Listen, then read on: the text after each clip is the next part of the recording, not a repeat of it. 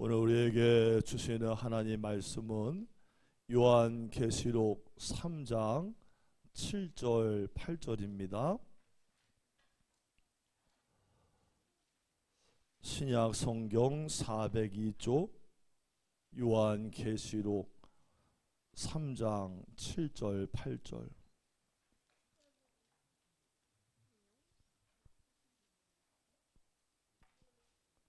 다 찾으셨으면 아멘.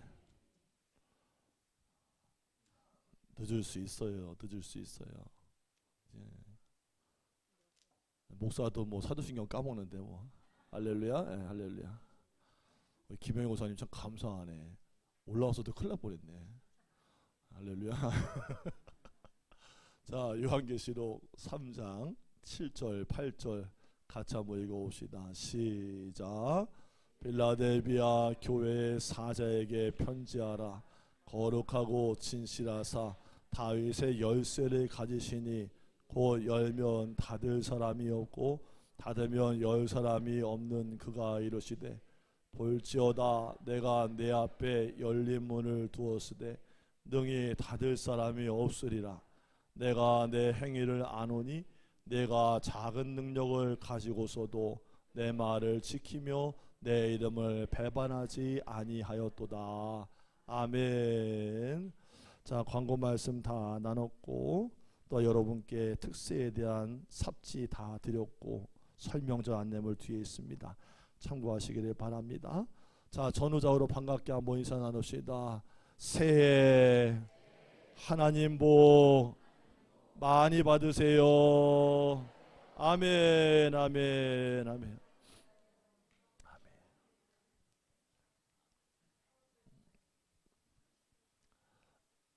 요한계시록은 성경의 가장 마지막 책이에요.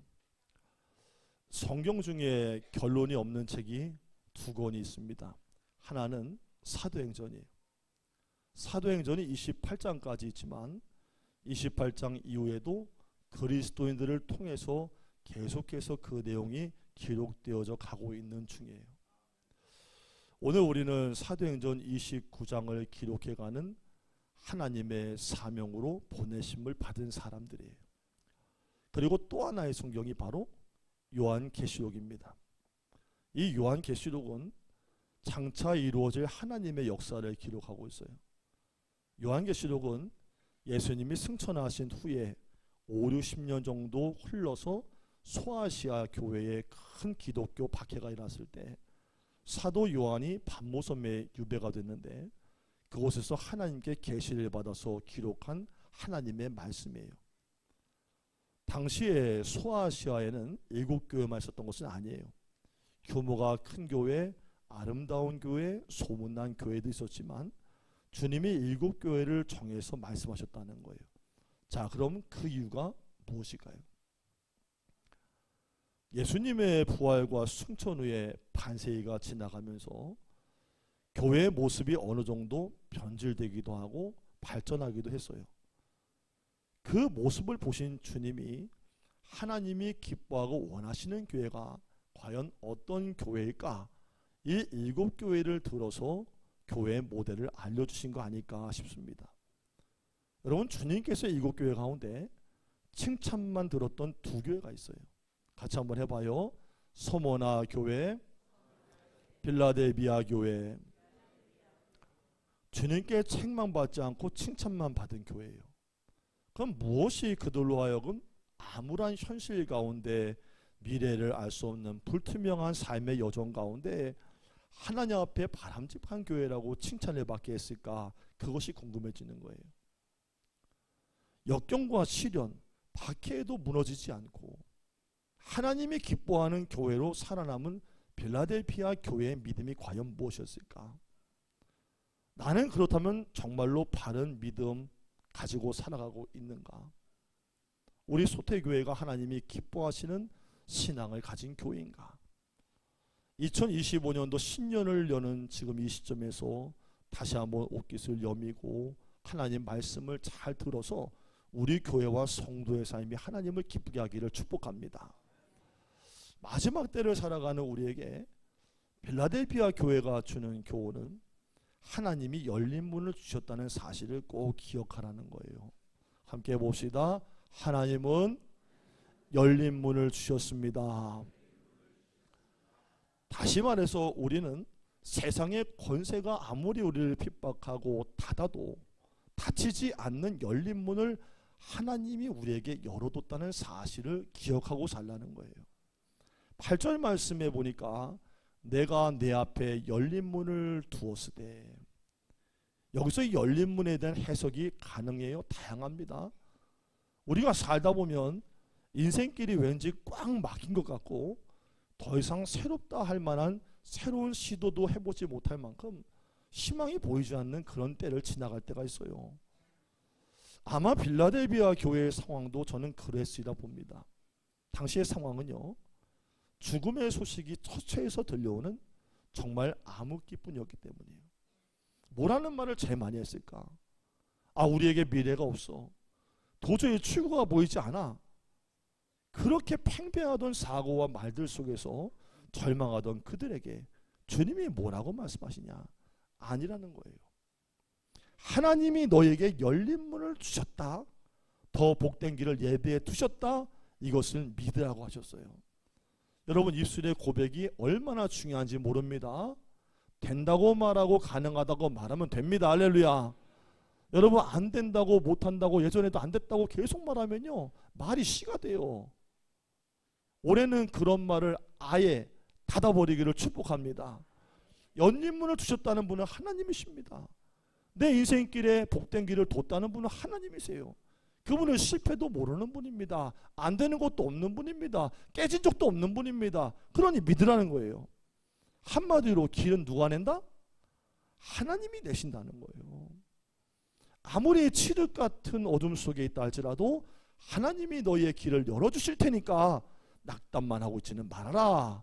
이게 첫 번째 열린 문 이야기예요.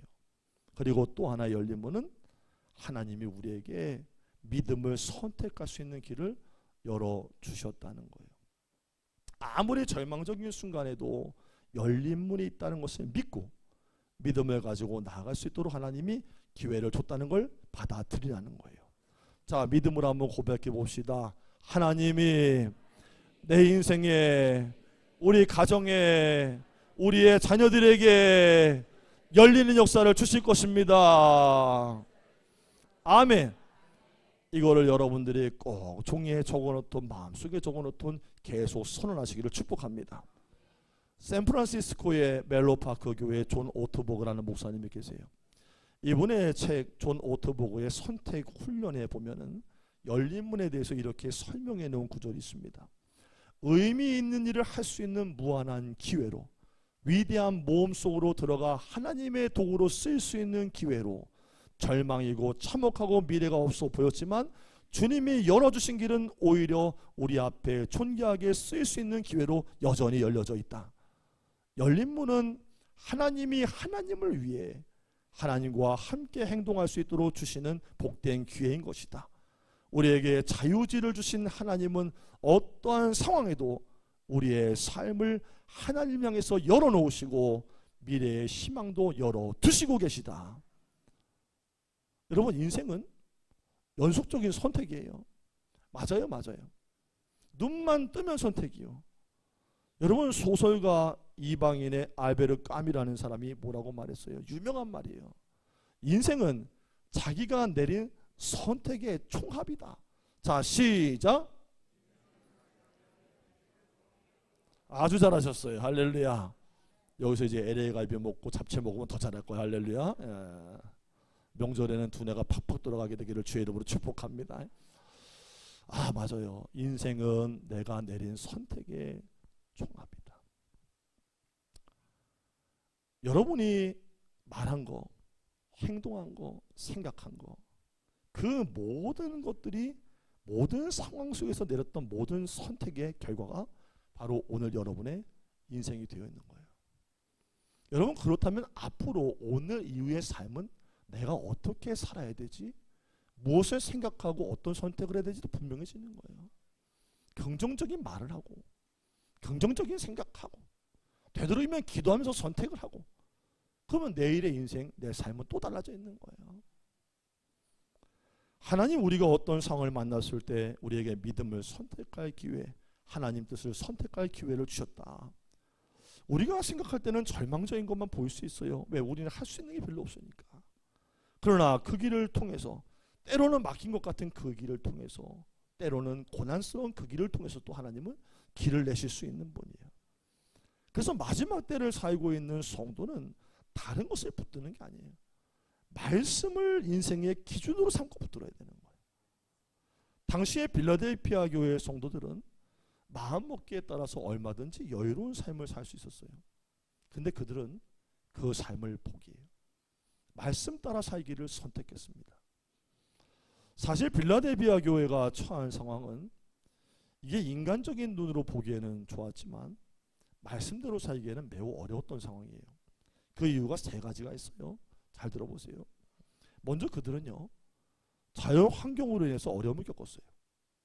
역사적 기록에 보면은 주 17년에 소아시아 지역에 대규모의 지진이 강타했었는데 그 중에서 피해를 가장 많이 본 지역이 바로 빌라델피아 지역이었대요. 여러분, 자연 재난이 닥치고 여러 가지 어려움이 닥치면요, 생활 기반이 약해지고 무너지는 거예요. 상당히 불안정했어요. 그게 첫 번째, 그들이 눈으로는 보기에 좋았지만 매우 살기 어려웠던 이유예요. 두 번째는 종교적인 시련이 있었어요.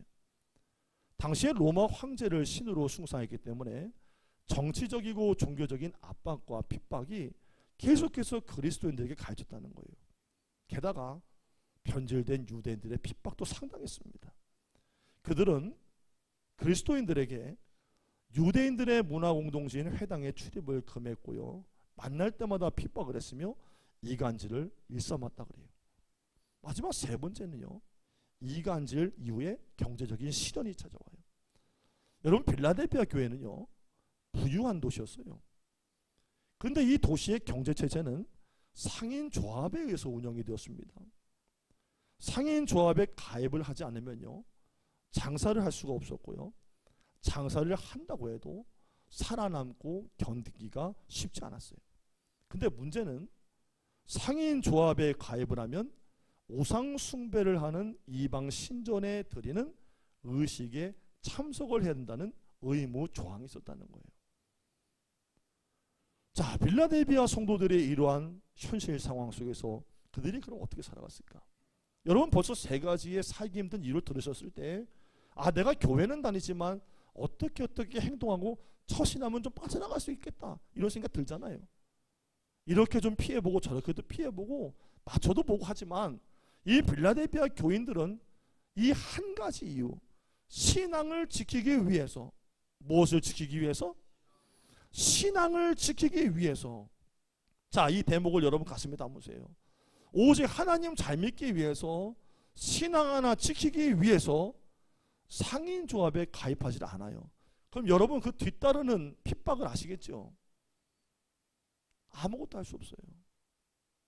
그리고 자발적 가난을 선택을 합니다.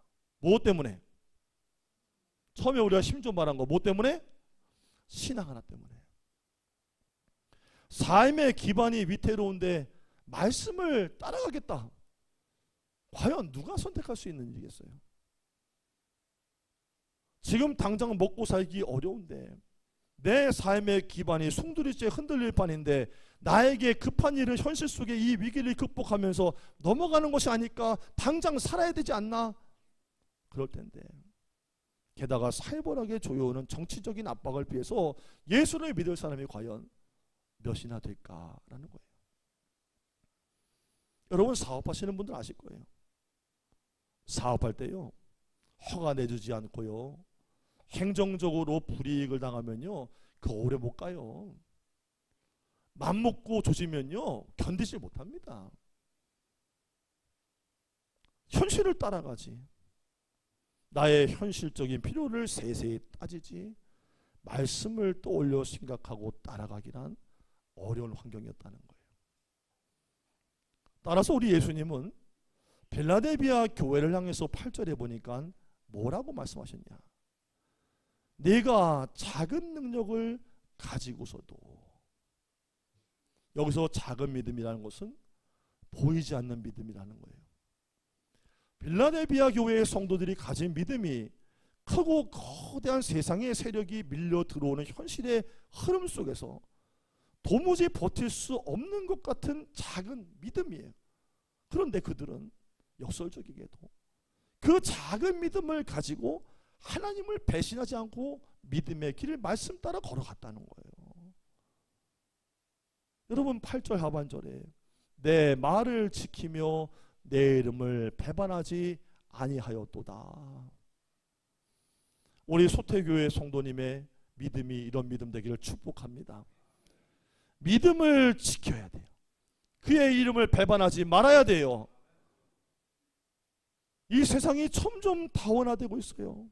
하나님 말씀만이 진리라고 생각하는 사고와 사상이 점점 사라지고 다원주의적인 사상이 기독교 안에 교회 안에 많이 들어옵니다. 그리고 복음의 본질을 해석하는데도 다양한 경향들이 많아요. 그리고 그런 주장을 하는 사람들이 더 인격적이고 세련돼 보이는 시대를 잘못된 시대에 살고 있어요. 여러분 목사님들 가운데도요, 사람 귀에 즐겁게 하려고 달콤하게 하려고, 여러분 예배도 아무 때나 드리면 되지요. 하나님이 살아계신데요. 여러분 11조 어려우면 안 될 수도 있지요. 여러분이 중요한 거예요. 하나님 여러분 사랑하세요. 믿으시지요? 그럼 마음이 편하다는 거예요. 왜? 자기를 다 인정해주고 이해해주니까 그 말씀이 너무 좋다는 거예요. 그러나 우리가 말씀을 따라가는 게 맞는 거지, 말씀이 내 삶에 끼워 맞춰지는 게 맞는 건 아니라는 거죠. 여러분 신앙이 좋아지는 방법은요, 말씀을 따라가려고 애를 쓰는 거예요. 자꾸 하향평준화되는 이 한국교회, 믿음도 내 맛대로 해보려는 이 한국교회가 변화되지 않으면요, 어느 순간인가 세속화로 넘어질 날이 분명히 옵니다. 여러분의 생각대로 말씀을 끌어다 맞추지 말고 말씀에 여러분의 삶을 맞추게 되기를 축복합니다. 자, 급변하는 세상에서 우리가 무엇을 선택하고 기준을 삼아야 될까? 말씀을 어쨌든 따라가야 돼요. 기준을 삼아야 돼요. 강단에서 목회자가 말씀을 전할 때 그 말씀이 마음에 부딪혀오고 걸려도 하나님 말씀이라고 한다면 듣고 아멘하고 해보려고 노력하다 보면 믿음이 좋아지는 거예요. 마지막 때가 될수록 말씀을 희석시키고 자꾸 강단에서 힘이 없어지니까 성도의 삶도 힘이 없어지는 거예요. 여러분 사람이 뭘 먹어야 건강해지는 거예요? 과자? 사탕? 피자? 콜라? 뭘 먹어야 건강해져요? 밥을 먹어야지. 할렐루야. 이 큰일 날 분들이래. 밥을 먹어야지. 명절에 많이 드시기를 축복합니다. 여러분 절대로 외부적인 거 먹으면 사람이 건강할 수가 없어요. 바깥의 걸 먹고서 행복하려고 하지 말고 건강하게 밥을 먹고 행복해지는 거고, 그리스도는 말씀을 듣고 행복해지는 거예요. 제가 요즘에 병원을 가끔 다니고 있어요. 몸에 조금 애매한 게 생겨가지고 병원을 다니는데, 저 이제 50대가 들어갔잖아요. 나름대로 뭐 저도 조절 잘하고 산다고 생각했는데 이제 조금 애매한가 봐. 근데 의사 선생님이 30대 중반밖에 안 된 분 같아. 근데 진찰을 하고 검진하는데 그분이 그러는 거예요. 목사님이 모르지 내가 나라고 생각하는 거지. 앞으로는요 아주 건강하게 드시고요, 아주 그냥 재미없는 삶을 사셔야 된다는 거예요. 그게 무슨 얘기예요? 뭐 하지 말라는 얘기야? 내가 외식을 몇 번이나 했다고? 왜 외식을 뭐 내가 어디 갈 데가 어디 있어 여기서? 그 뭔 얘기하는 거냐면 몸에 안 좋은 거 막 그냥 뭐 음료수 뭐 그런 거 먹지 말고 건강하게 심심하게 밥을 먹고 샐러드 먹고 그러는 거예요. 그거 참 쉽지 않아, 그죠? 여러분 빵 중에 제일 맛있는 빵이 무슨 빵이요? 뭔 빵은 뭔 빵이요? 기름이 질질 흐르는 버터빵이지. 그거 찢어봐 얼마나 행복한데. 막 닭가스로처럼 쫙 찢어지면서 코에 버터가 그냥 꽉 들어오면은 할렐루야 얼마나 맛있는데. 근데 그 의사 선생님이 젊은 분이 나한테 그러는 거예요. 건강하시려면요 약 끊으려면요 그런 거 드시지 말고 재미없게 사세요 그러는 거예요. 여러분 믿음 생활도요 담백해야 돼. 명확해야 돼. 하나님 말씀을 듣고 따라가야지. 세상 것 이거 집어넣고 저것도 집어넣고 법륜 스님 말도 들어보고 누구 말도 들어보고 다 섞으면 이것도 저것도 안 되는 거예요. 하나님 말씀이 기준 되기를 축복합니다.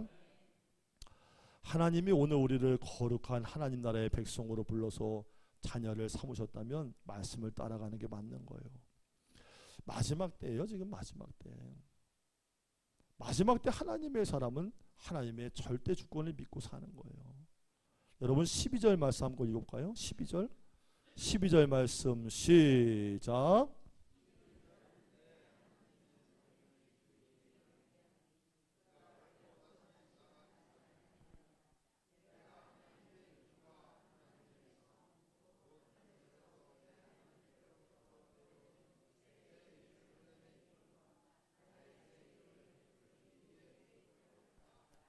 아멘. 함께 합시다. 역사의 주인, 인생의 주인은 하나님이십니다.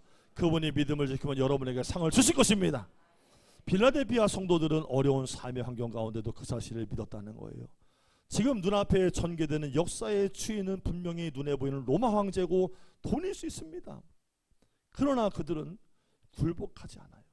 제가 설교를 준비하면서 생각해 봤어요. 자, 주인은 로마 황제고 돈이다. 자, 그럼 오늘날 교인들 가운데, 그리스도인들 가운데도 돈에 휘둘리지 아니하고 세상의 권력에 휘둘리지 아니하고 나의 주인은 하나님 한 분뿐입니다. 이렇게 과연 고백할 수 있는 사람이 과연 몇이나 있을까? 굴복하지 않는다. 내 삶은 돈과 세상의 지식과 내 편에 많고 적음에 달려있는 것이 아니라 하나님의 절대 주권에 놓여있다. 이 사실을 놓치지 않아야 한다는 거예요. 여기서 하나님 절대 주권을 믿는 믿음이 뭘까? 하나님은 나를 사랑하신다. 어떠한 순간에도 나를 포기하지 아니하신다. 그분은 나를 구원하실 거다. 어떠한 순간에도 하나님은 나를 놓지 아니하시고 구원의 역사를 이루어 가시는 분이다. 도와주실 것이다. 이걸 믿는 거예요. 빌라델피아 성도들이 순교의 자리에 가서도 작은 믿음으로 하나님을 배반하지 않았던 이유는 하나님의 절대 주권을 믿었던 믿음이 있었기 때문이에요. 우리도 그들처럼 너희가 나를 공격하고 죽인다 할지라도, 세상의 권력에 굴복해서 내가 마음대로 즐기며 살 수 있는 것을 포기해도 삶이 어렵다 할지라도 내 삶을 입히시고 먹이실 분, 인도하실 분은 하나님이시다. 역사를 이끌어가는 분은 하나님이시다. 이 제대로 된 고백을 절대로 잃어버리지 않기를 축복합니다. 2016년에 탈북한 북한의 태영호 공사가 있어요. 국회의원 되신 분이죠. 이분 물론 뭐 잘못한 것도 있고 과도 있고 공도 있어요. 이분이 쓴 책에 3층 서기실의 암호라는 책이 있는데 거기에 마지막 부분에 나오는 한 단락이에요. 북한은 종교의 자유가 있는 나라라는 것을 선전하기 위해서 교회를 세웠어요. 봉수교회 그리고 장충성당이에요. 일단 교회가 되려면요, 목회자, 교인, 성경이 있어야 됐기 때문에 그들은 가짜 교회를 세우고는 교회 주변에다가 공산주의 사상 간부의 부인들도록 너희가 교회에 나가 명령을 했대요. 근데 어느 날부턴가 그들에게 진짜 믿음이 들어가 버린 거예요. 야, 이게 아닌데, 야, 이게 아닌데, 저들이 진짜 믿네. 당국에 비상이 걸렸어요. 이후에 그 교회를 안팎으로 철저히 감시가 붙었습니다. 근데 이상하게도 교회 주변을 자주 왔다 갔다 하는 사람이 있더라는 거예요. 그래서 그 사람을 잡아서 얘기해 보니까 진짜 신앙을 가진 사람이었대요. 아직도 신앙을 가진 사람이 있었다는 거예요. 예수 믿는 사람들을 철저하게 검열해서 숙청하고 그 자식의 자식을 끌어다가 가두고 죽이고 있던 성경책을 모조리 다 모아다가 태워 없앴는데도 어떻게 이렇게 신앙의 명맥이 아직도 이어져 오는 것일까 하는 거예요. 다른 거 없죠. 바로 말씀의 능력이요. 이사야서 40장 7절과 8절에 풀은 마르고 꽃은 시들면 여호와의 기운이 그 위에 불미라. 이 백성은 실로 풀이로다. 풀은 마르고 꽃은 시드나 우리 하나님의 말씀은 영원히 서리라 하라. 하나님의 절대 능력, 아무리 뒤지고 해집고 없애고 태워도 하나님의 말씀만은 사라지진 않는다는 거예요. 자, 그럼 그 말씀을 하신 분이 지금 어디 계세요? 살아계시는 거예요. 할렐루야. 그 말씀이 영원할 수 있는 이유는 살아계신 하나님이시기 때문이라는 거예요. 그분이 살아계시기 때문에 교회는 온전히 서가는 거예요. 성도는 지켜지는 거예요. 여러분, 의사의 힘은 병을 치료하는 데서 나오는 거예요. 병원의 힘은 환자를 잘 치료하는 능력 있는 의료진을 확보하고 잘 갖춰진 시스템에서 나오는 거예요. 그러면 결론적으로 교회의 힘은 어디서 나옵니까? 교회의 힘은 지쳐있는 한 영혼이 교회 안으로 들어와서 복음이 들려지고 성도들의 이해와 사랑을 받고 회복되어서 참 소망을 가지고 세상으로 다시 나가 하나님의 거룩한 영향을 끼치는 데서 나오는 거예요. 이 땅에 진정으로 힘 있는 교회, 성령이 마지막 순간까지 놓지 않고 기대를 거시는 교회, 하나님이 위로하시는 교회와 성도가 우리의 소태교회가 되기를 축복합니다. 그래서 오늘도 우리가 빌라델피아 교회처럼 작은 믿음을 가지고서라도 하나님만을 사랑하고 섬깁시다. 칠흑 같은 어둠 같은 시대를 지나간다 할지라도 너무 낙담만 하지 말고 세상이 어지럽다고 말하지 말고 길을 열어가시는 하나님을 믿는 아름다운 선택을 하게 되기를 축복합니다. 앞으로 우리는 계속 선포합시다. 하나님은 살아계십니다. 그분의 말씀은 역사하십니다. 교회는 하나님이 책임져 주십니다. 우리의 가정의 문은 하나님이 열어주십니다. 기도하겠습니다. 환난의 때 핍박의 시기를 지나가나 하나님의 사람은 약속의 말씀을 붙들고 이겨나갑니다.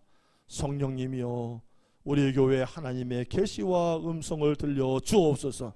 그리하여 어둠에 잠을 자는 자들과 모든 앞길에 있는 가족과 영혼들을 흔들어 깨워서 주의 날을 준비하는 교회가 되게 하여 주옵소서. 작은 믿음을 가지고서라도 하나님 영광 위에 살게 하시기를 간절히 원하며 예수님의 이름으로 기도드립니다. 아멘.